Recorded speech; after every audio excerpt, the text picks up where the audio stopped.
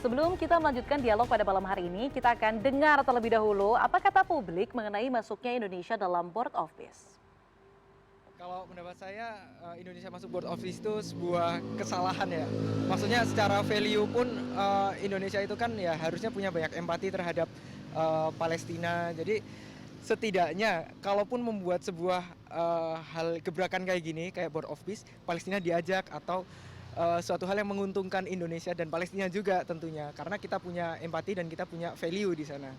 Saya jujur kecewa sih dengar berita ini. Kenapa? Karena ketika saya cari tahu juga soal Board of Peace ini, ternyata kan memang ini dalihnya itu untuk perdamaian gitu ya. Tapi ternyata salah satu yang kita tahu ya sekarang kan Gaza yang kemudian masih jadi banyak korban untuk di genosida dan seterusnya gitu kan. Tapi ternyata untuk Gaza atau Palestina sendiri juga tidak dimasukkan ke dalam BOP ini gitu sih. Jadi antara tujuan dengan apa yang kemudian direncanakan di dalamnya itu masih kurang transparansi kalau menurut saya. Jadi agak mengkhawatirkan nih sebenarnya arahnya atau strateginya mau dibawa kemana. Lihat tujuannya sih awalnya bagus ya, ada beberapa poin penting yang dibawakan ke sana. Nah, gimana menurut saya, sampai kalau misalnya sesuai tujuan ya, dengan aman dan juga sesuai yang apa diinisiasikan, itu saya beberapa poin setuju Mas, karena ada beberapa poin yang mengharuskan untuk salah satunya ada kedamaian dan pembangunan Palestina kembali ya, gitu.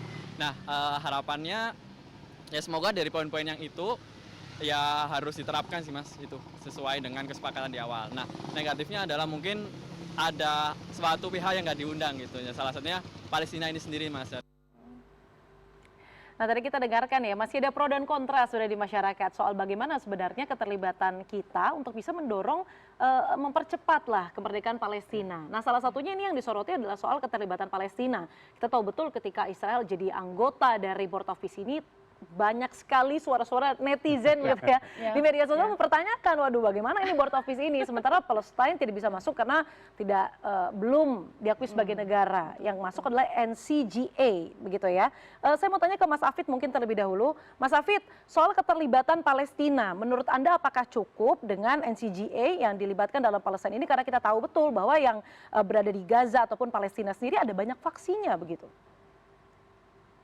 Ya, tentu keanggotaan sebuah negara Mbak ya dalam suatu forum internasional itu sifatnya adalah sukarela ya. Kita Indonesia tidak bisa kemudian memaksa atau mendorong begitu ya suatu negara untuk bergabung pada suatu forum begitu.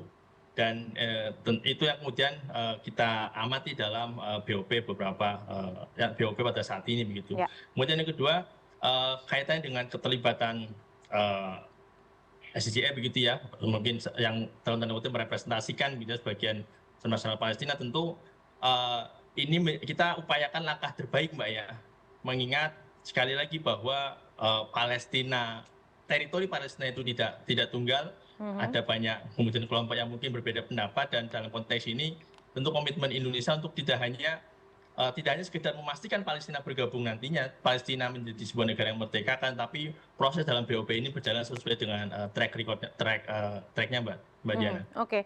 Mbak Ira silakan tanggapi. Ini pertama keterlibatan Palestina diklaimnya di Board of Peace ini diwakili oleh NCGA. Kemudian juga tadi sebelum jeda kita juga menyampaikan pendanaannya ini sudah dari refocusing dibicarakan di Komisi 1 6 sampai dengan 10 triliun rupiah. Menurut Anda apakah dalam tanda kutip effort yang dilakukan Indonesia ini begitu ya untuk membantu Palestina lebih cepat merdeka, pengakuan terhadap dunia ini sepadankah? Mungkin pertama-tama yang harus kita lakukan adalah melihat kembali kepastian pendanaan, karena memang tadi kita ngobrol, Daeng, tadi kita ngobrol bahwa ada kemungkinan juga memang ini ada sistem reimburse juga. Pendanaannya seperti apa. Jadi memang harus ada kepastian terkait mandat yang kemudian mendasari pengiriman ISF itu ke sana. Nah, apakah mandat 2803 dari PBB itu tidak cukup kuat? Belum, karena PBB itu kan berbeda organisasi dengan Board of Peace. Betul. Dan ketika misalnya ini diteruskan ke Board of Peace, itu harus ada mandat baru yang melandasi hal tersebut. Jadi kalau kita lihat di sini, Trump secara unilateral, lagi-lagi secara mandiri ya, dia menginterpretasikan kemudian mandat 2803 ini, lalu kemudian berusaha untuk membuat sebuah organisasi yang berjalan berdasarkan isi-isi dan poin dari mandat tersebut. Tetapi bukan berarti sebenarnya Board of Peace ini adalah kemudian langsung di bawah PBB, perlu ada mandat baru yang mendasari hal tersebut. Oke. Jadi untuk pendanaan tadi kalau ini memang dilakukan secara mandiri itu sekitar 6 sampai 7 ya, 6 sampai 10 triliun. Yang mana itu jumlahnya cukup fantastis. Mungkin tidak sebesar kontribusi yang 1 billion US dollar, tapi kan itu tetap sebuah jumlah yang sangat fantastis. Jadi yang pertama kita harus pastikan dulu sumber dananya dan memastikan apakah ada mandat yang bisa turun ya, yang melandasi turunnya pasukan Indonesia di Gaza nanti. Pertama itu, lalu yang kedua kita lihat juga, nah kalaupun misalnya menggunakan dana Indonesia, sekali lagi masalah transparansi itu penting, terutama karena ini dananya akan dikelola oleh World Bank, tapi pasti akan under supervision of America, gitu ya, under the US. Nah kita harus lihat apakah dana kita yang berasal dari, apakah APBN kita, uang pajak negara dan lain-lain ya, apakah itu dari dana abadi, saya nggak tahu mungkin jumlahnya sumbernya dari mana, tapi itu harus kemudian dijelaskan apa penggunaannya. Gitu ya. Jadi jangan sampai dana yang sudah kita nanti bayarkan di sana untuk mendanai pasukan kita nanti itu malah dimanfaatkan untuk kemudian sesuatu yang tidak sesuai dengan tujuan kita. Nah, tujuan kita itu apa? Kita kembali lagi. Nah, ini poin yang ketiga adalah kita kembali lagi ke tujuan Indonesia. Tadi semua panelis sudah bilang, semua pembicara sudah bilang bahwa kita harus mendukung kemerdekaan Palestina. Tapi saya rasa memang harus ada detailingnya lagi bahwa ini kan berdasarkan secara konstitusi itu kan kita ada ya di pembukaan Undang-Undang Dasar 1945 alinea 2 bahwa harus misalnya menjaga perdamaian dunia, lalu menghapuskan penjajahan dari atas muka dunia, dan ini merupakan salah satu hal yang sebenarnya masih sejalan sejauh ini dengan apa yang menjadi kepentingan Indonesia di dunia internasional. Tidak sejalannya ketika apa? Ketika kemudian Amerika Serikat mendominasi, kita kalah posisi tawarnya dengan Amerika Serikat, dan kita malah menjadi sebenarnya alat di situ bagi Amerika Serikat. Karena Amerika Serikat tahu Indonesia itu punya kapasitas dari bidang peacekeeping, dan kemudian kita juga punya reputasi yang baik sebenarnya di antara masyarakat Timur Tengah. Dan memang masyarakat Timur Tengah khususnya di Gaza sekarang itu lelah dengan konflik. Ini sudah hampir berapa tahun sekarang berjalan? 2,5 ya? Udah lama. Udah Kalau lama Palestina ya? sendiri itu sudah. Oh iya, 48 puluhan tahun. Maksudnya tahun dari ya. 7 Oktober kemarin untuk iya, yang udah 2,5 pertempurannya tahun. ya. Mereka lelah, udah sangat lelah. Mereka hidup dalam kondisi yang memprihatinkan di sana. Anak-anak dan perempuan banyak yang meninggal. Itu yang kemudian harus kita perhatikan bagaimana caranya agar kemudian kita bisa bergerak itu berdasarkan kepentingan masyarakat Palestina. Jadi berdasarkan kepentingan humanitarian, bukan atas dasar kemudian kepentingan negara lain. Karena yang menjadi tricky di sini adalah ketika misalnya Amerika Serikat, kita sudah jelas tahu kalau misalnya AS ini adalah sekutu dari Amerika Serikat. Israel. Israel itu ada sekutu dari Amerika Serikat. Saling semangat ya saya. Ya, tapi di sini kita lihat bahwa pasti ada kepentingan. Nah, tadi permasalahannya ada potensi ketimpangan ketika kemudian Palestina ini kita masih ada bicara tentang 16 faksi yang berbeda yang ada di sana. Sementara setelah Hamas ini kita nggak tahu siapa yang kemudian nanti akan berkuasa di sana. Sementara Hamas ini jelas-jelas mengatakan bahwa mereka menolak seluruh pasukan asing yang masuk ke Palestina. Itu yang harus kita perhatikan. Jangan sampai pada akhirnya kita justru angkat senjata melawan Hamas dan melakukan kemudian hal-hal yang malah merugikan hubungan kita dengan authority yang akan ada di Gaza nantinya. Mbak Ira, tapi sebenarnya daya tawar apa sih yang bisa kita tonjolkan sebenarnya kepada Board of Peace ataupun minimal Amerika Serikat begitu ya, supaya kita tidak dijadikan alat yang tadi Anda sampaikan? Ya, yang pertama kita lihat sebenarnya Indonesia ini merupakan negara Muslim sekarang kedua terbesar di dunia ya setelah Pakistan. Dan Indonesia ini memiliki hubungan yang sangat baik. Tadi sudah disebutkan juga bahwa sebenarnya dari segi OKI juga kita sekarang punya peranan besar. Lalu kemudian kita merupakan didapuk sebagai kemudian ketua Dewan HAM juga di PBB. Jadi sebenarnya peran Indonesia ini cukup besar dalam setting agenda di dunia internasional gitu. Nah, tetapi memang kita harus hati-hati karena kita ini kan berhubungan juga dengan trade deal kemarin ya. Dan kita sebenarnya sekarang ada wacana sebenarnya setelah kemudian Mahkamah Agung di AS ini kemudian menolak trade deal yang 19% itu kemudian kan ditetapkan jadi 10%. Nah, menurut saya itu juga bisa menjadi salah satu posisi tawar kita bahwa sebenarnya mungkin akan ada renegosiasi lagi di bidang itu ya, dan mengatakan bahwa kita udah ikut Board of Peace, seharusnya kita bisa punya kemudian trade deal yang lebih baik atau bahkan sebaliknya vice versa ya, karena kemudian kita melakukan misalnya trade deal yang cukup baik dengan Amerika Serikat yang banyak menguntungkan kedua belah pihak, seharusnya di Board of Peace kita juga punya saying di bidang tersebut gitu. Jadi menurut saya hal tersebut bisa jadi tambahan. Nah, satu lagi menurut saya Indonesia ini selalu bebas aktif gitu ya. Jadi kita berusaha untuk istilahnya hedging ya. Sebenarnya ini bukan sesuatu yang sebenarnya embedded dalam artian kita secara terang-terangan hedging. Behaviorally kita hedging, secara perilaku kita hedging. Nah, dari segi hedging strategi ini menurut saya, kita bisa bilang, kalau misalnya memang AS nggak suka sama kita bisa kerjasama dengan China. Harus bisa tegas bilang seperti itu. Karena ini isu-isu humanitarian ini, AS sebagai hegemon, dia harus bisa menunjukkan adanya konsistensi strategi dan perilaku di dunia internasional.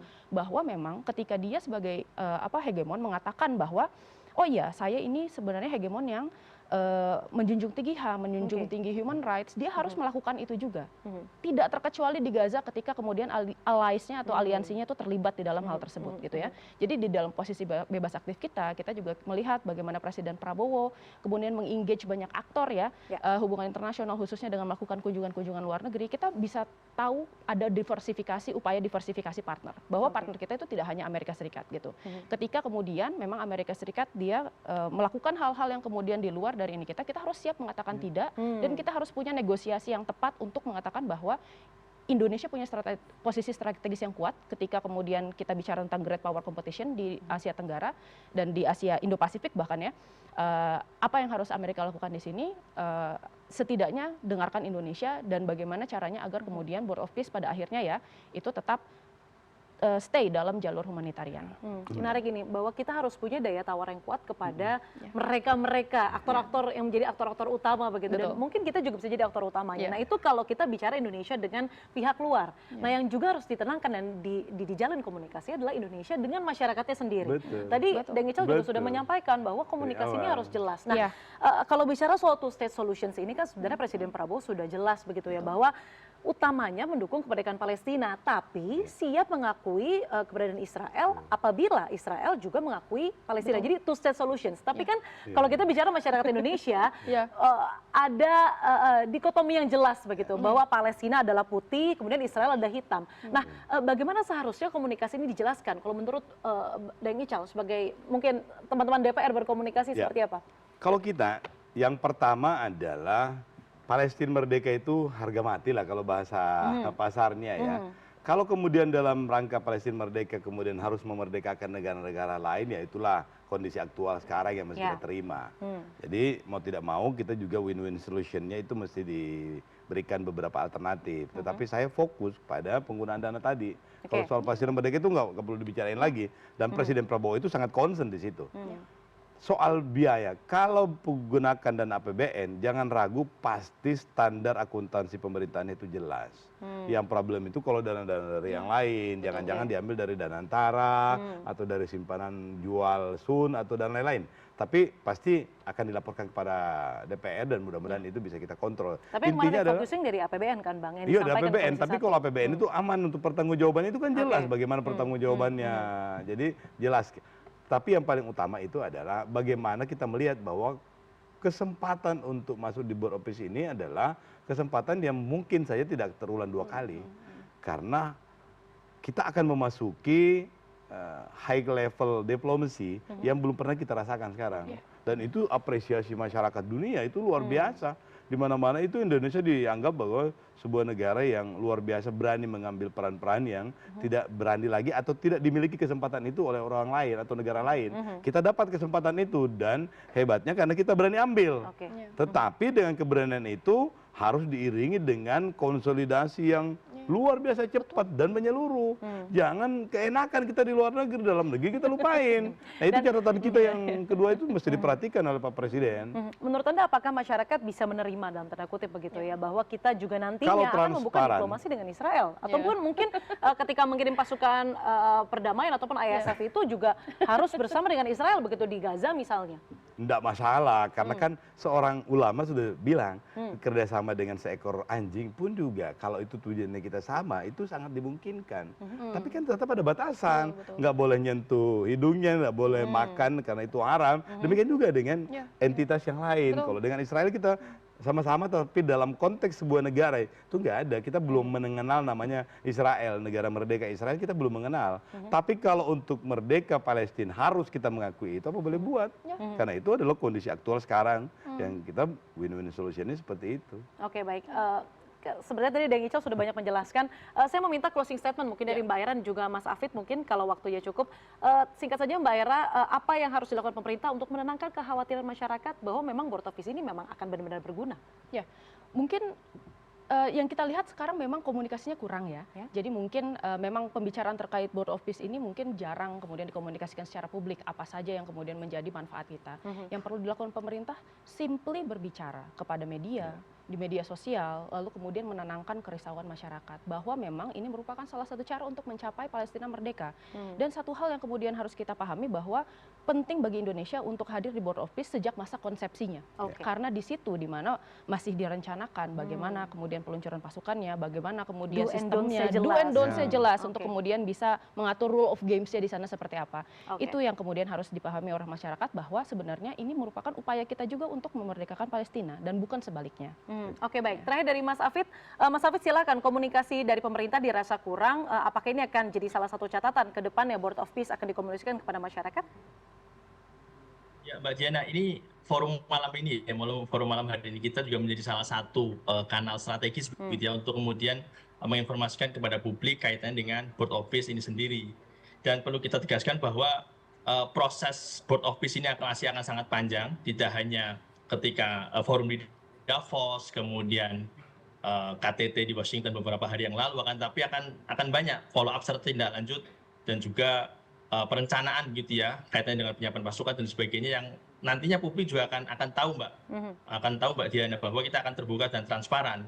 Dan sekali lagi bahwa kita sepakat bahwa ya foreign policy begins at home gitu ya, bahwa politik luar negeri juga berawal dari rumah kita sendiri, dari dalam negeri, dan bahwa setiap langkah politik luar negeri kita tentu akan ada keuntungan dan maupun resiko begitu ya, yang tentu ini menjadi langkah ujian bagi kita politik luar negeri bebas aktif Indonesia, Mbak Diana, dan kami akan komitmen terbuka serta transparan memberikan edukasi kepada publik kaitannya dengan Board of Peace sendiri supaya forum komunikasinya jalan, terbuka, dan publik tidak mendapat informasi yang kurang tepat, Mbak Diana. Oke, baik. Setiap langkahnya kita nantikan ada komunikasi dan juga transparansi dari pemerintah, baik tentu, itu ke luar negeri dan juga di dalam negeri. Terima kasih tiga narasumber saya pada malam hari ini. Ada Deng Ical, kemudian Mbak Aira, dan juga Mas Hafid.